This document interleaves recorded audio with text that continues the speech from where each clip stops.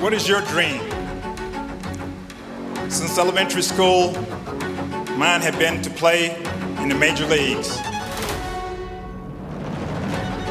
It's been a long journey, a lot of hard work put in, thousands of hours trying to get better. But like I tell everyone, a computer can't measure what's in someone's heart. And I always had heart. Growing up in Tampa, Florida, my Lincoln Gardens neighborhood, I couldn't help but love baseball. It is with great pleasure that I get to introduce tonight's keynote speaker. As a club kid from Tampa Bay, I can imagine that he spent a lot of time playing baseball with friends at the club. I'm excited to hear all the stories we're about to enjoy together with Baseball Hall of Fame member and club alumni Fred McGriff and our president and CEO, Freddie Williams, who is also a club alumni. I invite everyone to sit back, relax, and get ready for a conversation with Freddie Williams and Fred McGriff. Thank you. Take me out to the ball game. Take me out to the crowd. Buy me some peanuts and a cracker jack. I don't care if I never go back.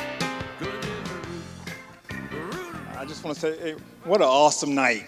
And this has just been awesome. It's my first time here, but just to see everybody here, and it's just such a great cause.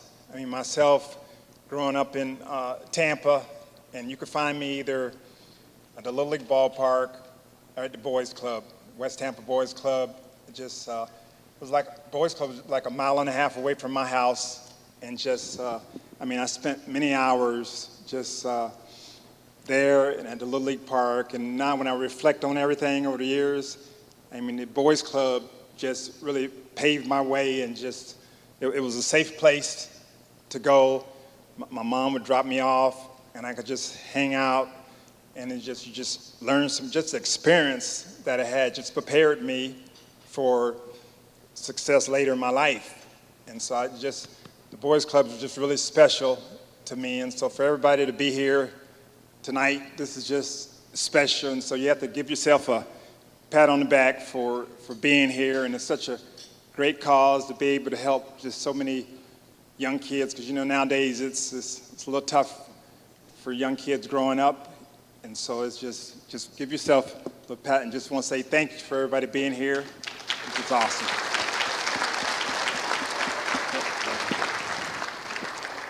Want to get started? Let's do it. Let's do it. So we're excited to have you here today, and I'm glad we were able to connect. For those, we were discussing at our board meeting in Boys and Girls Club last week. We had a unique experience. We talk in Boys and Girls Clubs. Seems like anything can always happen. And I had a interesting opportunity that happened a week before last. And running two organizations, our staff have been really good in kind of protecting me. And so Fred stopped by the club 2 weeks ago and unannounced, wanted to go under radar, wearing a ball cap. I said, hey, I want to talk to Freddie. Our staff said, no, he's in the meeting, unavailable. But he didn't want anybody to know. So first time I've ever had a Hall of Famer come in and been turned away. So I'm so sorry for that. I'm glad we're able to connect, though. And but in all seriousness, we're so happy to have you here today. It was awesome because I go in there and I just want to be undercover.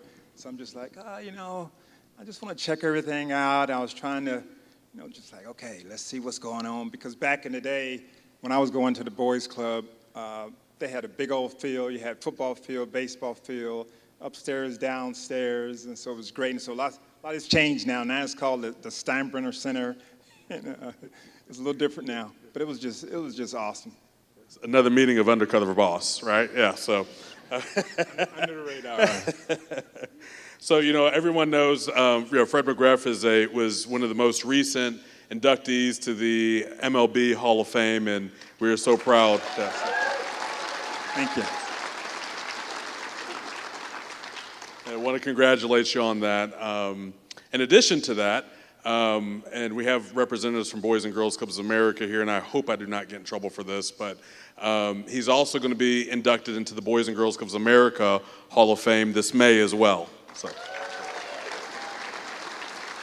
I mean, it's just special for Freddie because when I look back and when I was coming up to attend the Boys Club, I mean, you didn't care. Skin color wasn't an issue. You played with any and everybody. I mean, if somebody had a ball, we're going to play. We didn't care, black, white. It was like, you want to play ball? Let's play. You want to go upstairs? You want to play basketball? You want to play board games? It didn't matter. We was just all in it. We were kids, just growing up and just having that opportunity. They would feed you, so you got a chance to have lunch and everything. But you name it, we played it from board games, Monopoly, just the game of life, and you playing pool and bumper pool and, then basketball. It was awesome. Thank you for that. Thank you for that. So was told I have to stay on script because we were talking earlier. We said, look, we're just going to get up and we're going to freestyle this. We'll be good. This will be the Fred and Freddie show. And our team said, no, you have your questions. And so because there are some insights I think that a lot of folks in the room would love to be able to hear, and no gotcha questions. So, but if you could tell us a little bit about your first professional game, what was that like? It was awesome because growing up, I grew up in Tampa, and I followed the Cincinnati Reds during spring training and so forth. And so to finally make it up to the big leagues, all the hard work that you're putting in to get there.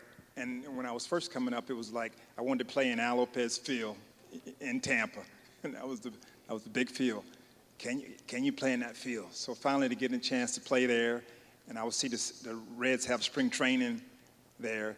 But finally, to get up to the big leagues, I got up to the big leagues. I was drafted by the New York Yankees, but I got up to the big leagues. I got traded. I used to kill the Blue Jays in the minors, and I got traded to the Blue Jays. And so to finally make it up to the big leagues with Toronto, it was awesome. It was a dream come true because growing up, you picture the big leagues as being awesome. The players are unbelievable. They don't make mistakes and everything else. And then so to finally get up there and to make it, and then you're like, okay. They do. They strike out. They make errors, and you start believing, like, yeah, I can do this. I can play. But it was just a great experience, and I laugh. I tell a story how, just like the movie The Major Leagues. So I get the call. I was in AAA. For the folks may not know us up there, you start out to have rookie ball. Every organization has rookie ball, A ball, AA, AAA, and then you have the major leagues. So I was in AAA. And the manager calls you into the office and he says, hey, congratulations, you're getting called up to the big leagues. So my manager dug out at the time, so he tells him I'm going to the big leagues. So now you're calling everybody, like your mom and dad, yeah.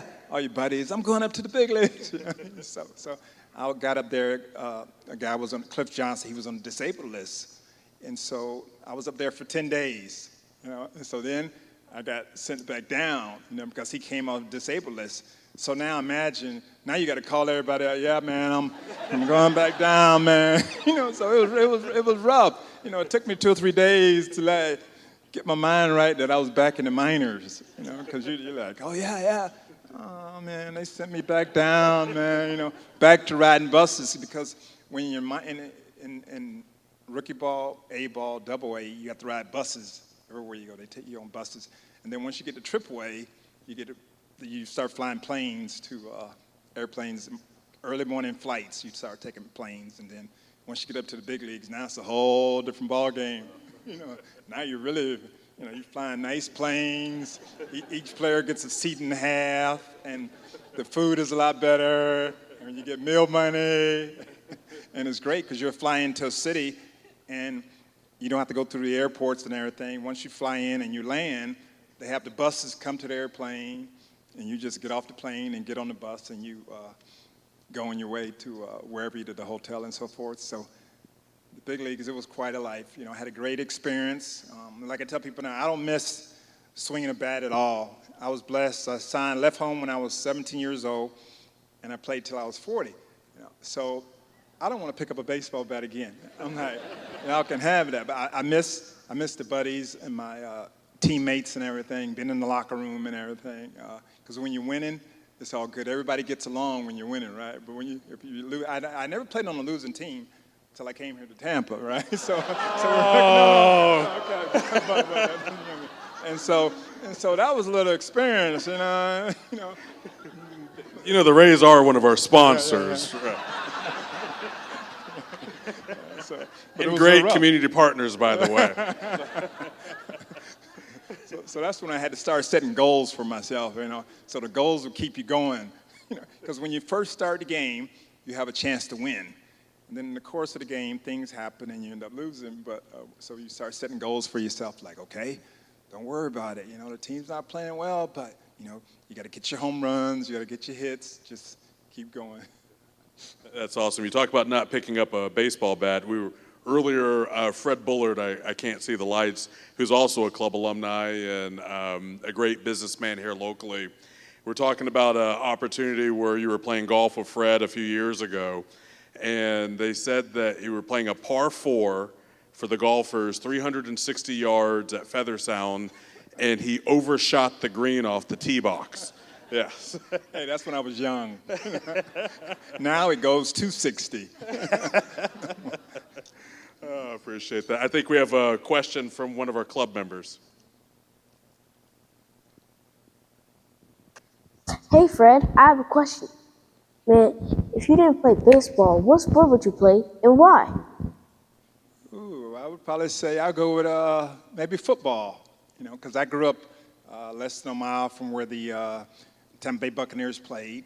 And so I spent my time, I had like a 2-mile radius where I was either going to be at Alopis Field and Tampa Stadium, or the Little League Park, West Tampa Little League, or the Boys Club. So that was, end up Jefferson High School, Roland Park High School. So I was going to be right around in that area, this little radius. And so I would say football. What position? Quarterback. Quarterback? Okay. Not offensive line or? No. No, but it was great. It was just where I grew up at. I grew up right off the Dale Mabry Strip, growing up in Tampa. So little area called Lincoln Gardens, Carver City. So believe me, when I say I've seen it all, I've seen it all. If you're familiar with Tampa and the Dale Mabry Strip, they had a car wash. I grew up right behind the car wash in Tampa, and so, yeah, I've seen it all. And so just growing up, it was interesting. And so my mom, she would just get me to the boys club and different little spots, and it was just great, but I've seen a lot. Well, I'm glad we can get you into a safe place and off the streets in that regard. So what was it like being inducted into the Baseball Hall of Fame? It was just special, all the hard work that you put in, and then to be able finally, you get in there, and it was just more. Growing up in Tampa, you really don't think about the Hall of Fame so much, but then once you start playing and you start being blessed to have success and put up some numbers, and then you start like, oh, okay. Then people start telling you like, yeah, so-and-so is in the Hall of Fame, and the Baseball Hall of Fame is this and that. So you start keeping an eye on stuff. So it's just it's awesome, great, humbling experience and so forth. And so now, for the rest of my life, and then I got a couple of grandkids. I got a couple of grandsons now, and so for them to later in life to be able to, they can keep going back to Cooperstown and know about Granddad. That's awesome. That's awesome.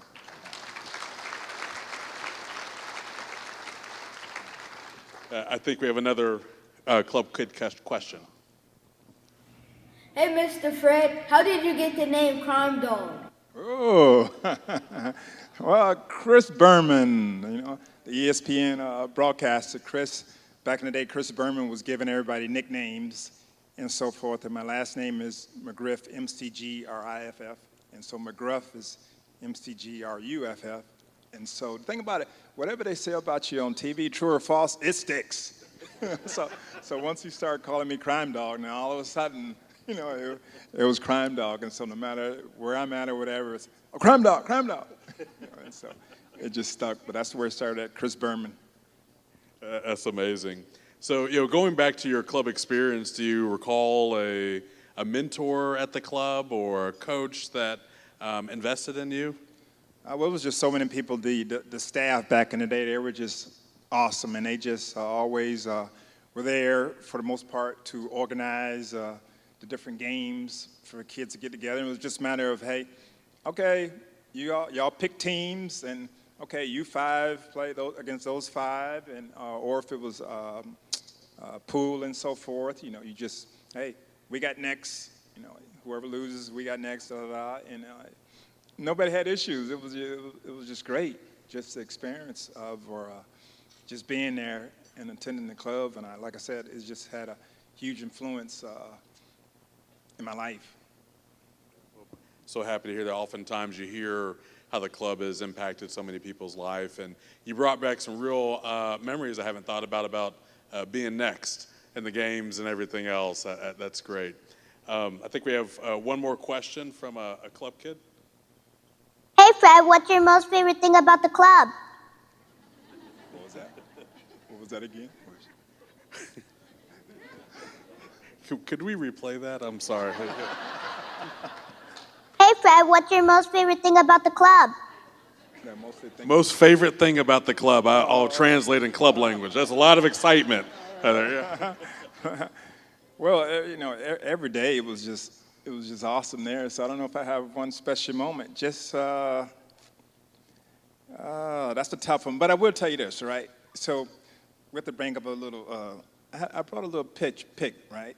And this will tell you what the club meant to me, all right?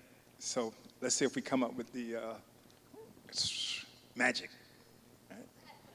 All right. See, the boys' club was always special in my heart, right? And so my second home that I built in Tampa, I made sure that I had them put in a bumper pool and a pool table, because growing up, that was it. I would play bumper pool all the time at the boys' club and pool. And so in my house, I had them put in a bumper pool and a pool table. That's how special the boys' club was to me. And so it is what it is. Wow, that's incredible. Absolutely incredible. And we're probably getting in trouble. I'm getting ready to go off script here. So going back to the pool table, I learned geometry because of pool at the club, and I remember wanting to get next, and we had to do our homework when we got home. We got to the club. I remember the club director talking about right angles and how to do better in pool, and we didn't realize at the time the experiences and how that makes you a better person. And disguised learning, I think, is the scientific term of what they call it now. And for that to be able to have an impact where you're able to have that club experience in your home is pretty powerful. It was great. And then think about it, when you're a kid and everything, they'll take chalk and they'll mark on the bumper pool table like where you need to hit the bumper at to make it go in the hole. You had to hit it right there, and if you hit it right on that mark, it was going in every time. So you get to the point where it was great. Yeah, that was incredible. So, when I was at the club, I got in a lot of trouble. I know. I'm married to a lawyer now, so it's ironic how that works. But I remember the club always telling me that my mouth was going to get me in trouble or do good in the world, and to allow to do some good in the world. Any life lessons that you received at the club that you can recall? You learn how to compete, and you learn that you may not win all the time, but you're going to win some and you're going to lose some, and it's just the values of life, But I met a lot of good people and so forth, and like I said, you didn't see no color. It was, hey, we're gonna have a good time, and we're gonna play, and so little stuff like that helped me later in life. If you meet somebody that's a good person, it's all good. It's a beautiful thing. So just so many just life lessons. So one thing I did not get at the club is overcoming adversity in the sense of baseball. So I wanted to play baseball until at the club in the 8th grade. the boys started hitting puberty and started pitching the ball a lot faster, and I could hear it whip by, and I said, no, that's it, because if I get hit by that, I'm done. So obviously it stuck with you, and No, but you have to learn. You have to learn. I learned over the years how if you're gonna get hit, because that little ball hurts. Like you talk to most of the men in here, and they'll tell you like the reason why they stopped playing because they either got hit by a ball or something, and so you have to learn how to. So I used to learn how. Hey, if you're gonna get hit, just get hit in the back. Yeah, because if you get hit in the back, it's gonna hurt, but you can live with it. You can get up. You can tell the trainer to put some ice on it, and you can get back out there the next day. But when you turn the other way, nowadays I see guys getting hit in the face and hands and so forth. But that little ball, it hurts, you know. And I laugh sometimes because you take like pictures like Randy Johnson, who's 6'8", 6'9", big, tall lefty, right? And so, baseball is a macho sport, so you got to play tough. Like you're scared, right? But inside, you're like, please, dude, don't hit me, tonight. I'm gonna get somebody tomorrow, but today, please don't hit me, And so you would face them and everything, and all you want to do is I just want to make contact. If I just put the ball in play, I don't care if I make an out or not. And so you just make contact, right? And you just run down to first base, and you just smile and laugh, and like, yeah, he didn't hit me, okay? I made it out. It's a beautiful thing. And so sometimes you're up there scared. But see, nowadays, I always laugh because nowadays the players, they play like they're so tough and everything, right? But they got arm guard, jaw guard, the shin guard, and they play so tough. Like, tough, come on, hit me. And you're like, why don't they take all this arm guard off, and now let's see how tough you are. You know what I mean? Because they all play. You watch. When the game starts, come on. Yeah. That ball hurts, and they play tough. Yeah. Oh, that's funny. Yeah, because now I think of it, some of my favorite players I like to watch now do have a lot of gear. Oh, yeah. So now I'm passing judgment on them at this point now. Yeah, the Rosarenas and all of them. They'll be out playing tough. I'm going to show you tough. That little ball, it hurts, though, believe me.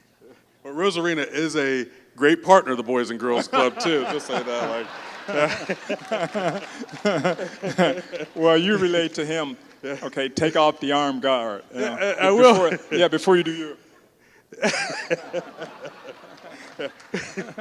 Yeah, he was at the club this past summer and autographed a bunch of chains for. I remember like talking to the Rays. I'm like, how are we going to work this out? Like autographing chains, but yeah, all the kids knew all the pose and everything else. But if he's out to the club this next summer, we'll make sure. Fred McGriff, MLB Hall of Famer, said take that stuff off. Oh yeah. Oh yeah, because I laugh because see back in the day, they hit home runs nowadays. And they throw their bat a mile high, and they doing everything else. See, that wouldn't work back in the day.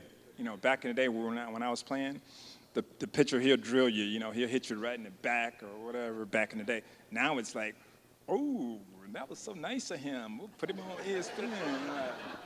Yeah, you didn't sling your bat and do all that stuff they do now. Yeah, and then like sometimes your team can be losing like by 10 runs, right? And somebody will get a hit, and he's on the base like.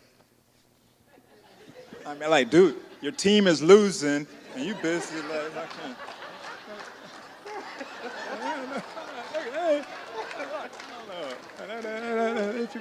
they done lost their minds, dude.